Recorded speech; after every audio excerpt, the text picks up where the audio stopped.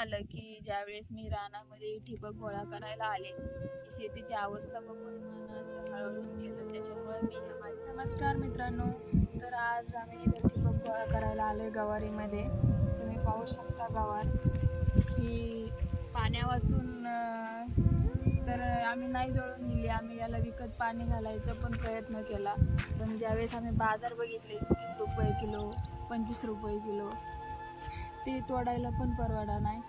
तर आम्ही अशीच गवार वाळून दिली. याला आमचा खर्च एवढा झाला, 1250 रुपये किलोने आम्ही याचं बी आणलं. आणि आता तुम्ही बघू शकता की ह्या गवारीला बघा, याच्या शेंगा वाळून गेल्या, पण ते तोडायला परवडत नाही. मजूर 500 रुपये रोज मागते आणि एक एक शेंग असती तोडायलाही शेंग उरकत नाही. मजुरीचा खर्च पण माघारी आला नाही.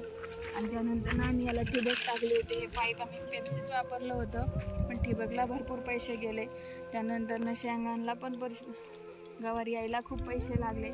गवारीचा 1 रुपयाही मोबदला न येता, उलट आमचा ही गवार लावण्यासाठी आम्ही मजूर लावलं होतं, त्यालाच आमचे गेले असतील 1-2 दिवस. आम्हाला टोबायला गेले, आम्ही टोबली होती. तर 500 रुपये जोडीचे आमचे तसले माणसं आणले होते आम्ही. तर 3 माणसं आमचे 2 दिवस टोबत होते, म्हणजे 1,500-3,000 रुपये याला टोबायला गेले. त्यानंतर ठिबकचा पण 4,000 रुपये खर्च आला. याचं पूर्ण बियाणं याचं झालं असेल, 1 किलो गवार होती, 1200-1250 रुपयाचं बियाणं झालं आणि 1 रुपया यामधून बदला भेटला नाही. आमच्या खिशातले पैसे गेले.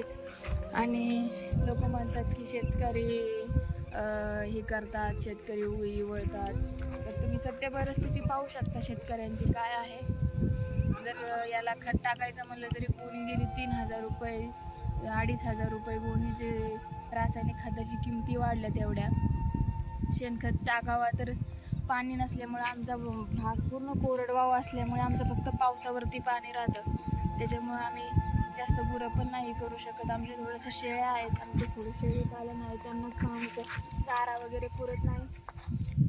आणि आम्ही त्या दिवशी कांदा केला.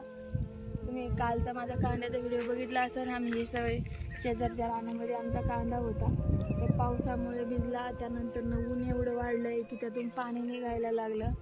आज कांद्याचे बाजार वाढलेत, पण आम्ही ज्यावेळेस विकला 5-6 दिवसापूर्वी, आम्ही घरी 1-12:15 आमच्या व्यापाऱ्यांनी कांदा घेतला. 400 गुणी कांदा आमचा 12:15 गेला. त्यात पण सडलेला माल निघाला. त्यालाही आमचं अवघड झालं. एक कांदा काढायचं म्हणलं तरी 15,000 रुपये एकराने कांदा काढायला घेतात. आणि त्यानंतर लावायला आम्ही 12,000 एकराने दिला होता. आणि त्यानंतर गाडीचं जी भाडं असतं ते 1,500 रुपये, 1,700 रुपये भाडं लागतं गाडीचं. शेतकरी पूर्ण तोट्यात आहे, त्याला कोणी बाजार देत नाही. हेच बी आम्ही 1250 रुपयाने आणलं, आणि आता हेच बी जर आम्ही विकायचं म्हणलं तर आमच्याकडून कोणी 300 रुपयाला पण घेणार नाही, कारण त्यांना विश्वास नाही शेतकऱ्यांच्या मालावर. आणि जर विकत घ्यायचं म्हणलं पुण्यातलं तर त्याला 1,200 रुपये, 1,000 रुपये आता द्यावे लागतात. तर अशी शेतकऱ्याची परिस्थिती आहे. शेतकऱ्यांनी जगायचं कसं हा मोठा प्रश्न झालेला आहे. तर शेतकऱ्यावर विश्वास नाही. शेतकऱ्यांकडून हे असे जे बी बघताय ना तुम्ही, तर हे कंपनीवाले शेतकऱ्यांकडून घेतात आणि याला कलर केल्यासारखं याच्यामध्ये असं काय पॉलिशिंग करतात की ते 1,200 रुपयाने विकतात. म्हणजे शेतकरी शेतकऱ्याला सपोर्ट करत नाहीये. आणि याचं आम्ही ही जळून का दिली, तर आम्हाला परवडतच नव्हती. 30 रुपयानी एक बाई 400 रुपये रोज घ्यायला लागली. तर 1 बाई 10 किलोच्या वर शेंगा तोडूच शकत नाही. त्यानंतर मग 3-10 300 रुपयाची शेंग बाई तोडती आणि आम्हाला 400 रुपये खिशातले 100 रुपये टाकावं लागतात.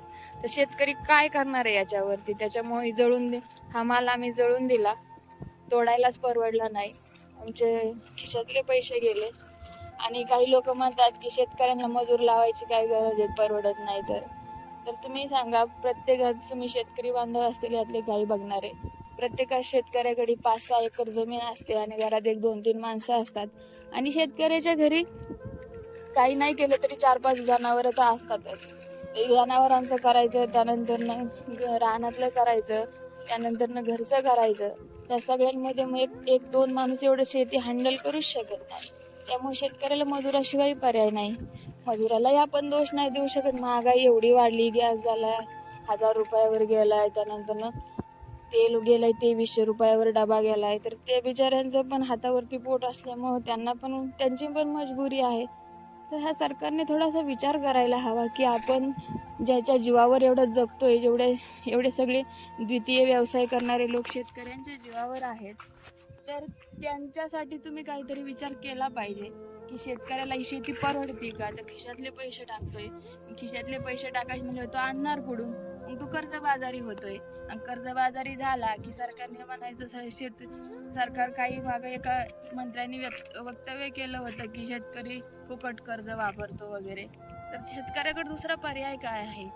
जर शेतकऱ्याला माझा बाजारभाव भेटला तर शेतकऱ्याला तुमच्यापर्यंत यायची गरजच नाही, तो स्वतःचं पोट भरून अख्ख्या देशाचं पोट भरवतोय, तर त्याला गरज नाही लोकांपुढे हात पसरायची. नाही पण त्याला असा मोबदला भेटायला पाहिजे की त्याचा सगळा खर्च वगैरे जाऊन त्याला त्याच्यासाठी थोडेसे पैसे तरी शिल्लक राहिले पाहिजे. जर त्याच्या घरामध्ये कोणाला आजारी पडलं, काय झालं, खेड्यातले लोक कोणाच्या मुलीचं लग्न आहे, कोणाच्या मुलांचे शिक्षण आहे, आणि शेतकऱ्याची अशी अवस्था असल्यामुळं प्रत्येक शेतकऱ्याला वाटतं की माझ्यासारखी माझ्या लेकरावरती अवस्था येऊ नये बाबा.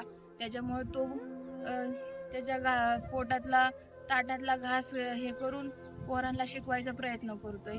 तर रात्रीचा दिवस एक करून त्याच्या पोरांना म्हणतोय की बाबा नोकरी करा, नाही तर आपल्याला उपासमारीशिवाय वेळच येणार नाही दुसरी कुठली. त्याच्यामुळं ही शेतकऱ्याची एवढी दयनीय अवस्था आहे ना, काही म्हणजे लोकांचं लक्ष नाहीये की नाही शेतकरी फक्त असं दाखवतात, पण सत्य परिस्थिती जो माणूस स्वतः शेती करतो ना त्याला माहिती शेती परवडते का नाही. जर शेतमालाला बाजारभाव चांगला भेटला तर शेतकरी सुखी झाला तर पूर्ण देश सुखी होईल. आणि हा विचार केला पाहिजे नक्की सरकारनं.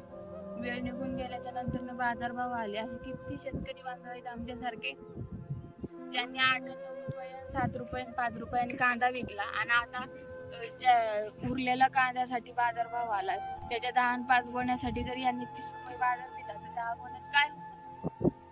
आधीच हमी भाव ठरवून दिला तर अशा काही शेतकऱ्यांवर उपासमारीची वेळ येणार नाही. असा थोडासा विचार केला पाहिजे. खूप दयनीय अवस्था आहे शेतकऱ्यांची. आपल्या देश महाराष्ट्र शासनाने सुद्धा याच्याकडे लक्ष घातलं पाहिजे की आपण शेतकऱ्यांसाठी काय करतोय. महागाईचं सगळं बघताय, बाकीचं शहरातल्या लोकांचा विचार करताय. थोडेसे कांदे वाढले तर सगळ्यांचं आरडाओरडा होतोय, पण आता हे कमी झाल्यावर आरडाओरडा कोणी करायचा? शेतकरी उपास आज आम्ही माल जळून दिलाय का तर खर्च माघारी आहे नाही म्हणून, हा आरडाओरडा कोणी करायचा? आणि यांचा आरडाओरडा केला तरी ऐकणार कोण आहे का? महाराष्ट्र शासनामध्ये तरी कोणी आहे का जो शेतकऱ्यांसाठी लढतोय? बाबा कोणीच नाही. शेती ही महाराष्ट्र सरकारने शेतकऱ्यांसाठी एक जुगार हा विषय बनवलेला आहे. म्हणजे काय होतंय, एखाद्या मालाला बाजारभाव देतात, पण तो माल शेतकऱ्यांकडे नसताना बाजारभाव येतो, ते व्यापाऱ्यांकडे जातो, त्यावेळेस बाजारभाव राहतो. आणि ज्यावेळेस शेतकऱ्यांकडे माल असतो त्याला बाजारभाव नसतो. म्हणजे शेतकरी काय करतोय, एखाद्या मालाला बाजारभाव भेटला, एखादा त्याच्यात सापडला आणि दुसऱ्या मालासाठी तो तोट्यात गेला तर त्याचे पैसे तो त्याच्यात टाकतोय. म्हणजे तो कधीच सुधारणार नाही, आणि मग शेतकरी आत्महत्या ह्या कधीच थांबणार नाही. आणि शेतकऱ्याची अतिशय दयनीय अवस्था आहे, याच्यावरती निश्चितच सरकारने विचार करायला हवा. शेतकऱ्याला सुखाची झोप यावी यासाठी सुद्धा प्रयत्न करायला हवा. म्हणजे शेतकरी थोडासा सुधरेल, आणि शेती सुधारली तर देश सुधरेल. तर आज मनामध्ये असं दाटून आलं की ज्या व्यथा मांडल्या, असं वाटलं की लोकांपर्यंत पोहोचावं, जेणेकरून थोडा का होईना जर बदल झाला, हा जर एकाकडून दुसऱ्याकडून तिसऱ्याकडे असं तर याच्यामध्ये काही थोडासा बदल झाला तर माझा थोडासा हातभार लागेल.